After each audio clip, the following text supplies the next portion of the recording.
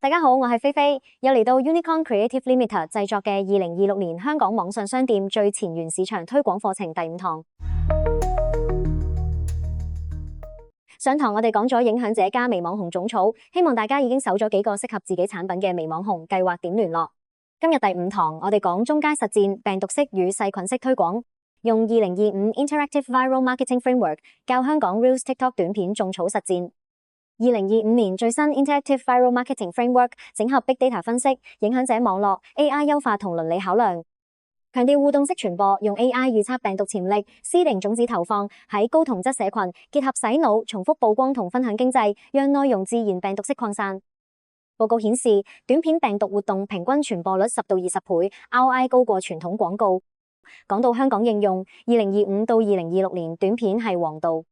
短形式視頻佔全球互聯網流量超過82%，香港電商增長10%以上，主要靠 Reels 同 TikTok。香港人手機購物主導，短片種草、細菌式推廣特別有效，洗腦重複加分享，轉化率高2到3倍。Z 世代66%睇短片之後購買。香港 Big House 喺小紅書同 Reels 種草蛋撻短片，病毒傳播年收入爆升到9000萬港元。全球 Heinz 用 AI 生成 Ketchup 病毒塗加短片，2025年爆紅，參與度升2倍。香港品牌用短片挑戰或 UGC， 轉化率高10到20倍，因為感覺真實有趣。其實操作步驟超簡單，香港中小網店低成本做病毒短片。1. 用 CapCut 免費 AI 工具，2025最強生成病毒內容，輸入文字或者圖片 ，AI 自動剪輯加 trending 音樂，效果。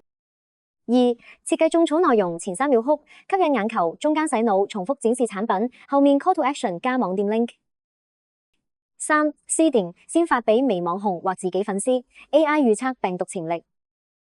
4. 上載 Instagram Reels、TikTok post 4到7次每周，預算低至港紙0到5000 ，CapCut 免費加基本付費效果，成本減70%。2025到2026報告，短片病毒活動平均參與度升2到3倍，傳播率10到20倍 ，ROI 高達最高類型。香港短片種草 GMV 增長迅速，轉化率高過靜態圖480%到540%。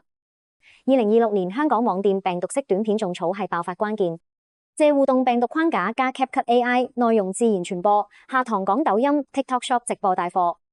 用 CapCut 試做一條15到30秒短片種草你產品，加 trending 音樂，上載 Reels 或者 TikTok 嘅測試，做完留言分享效果。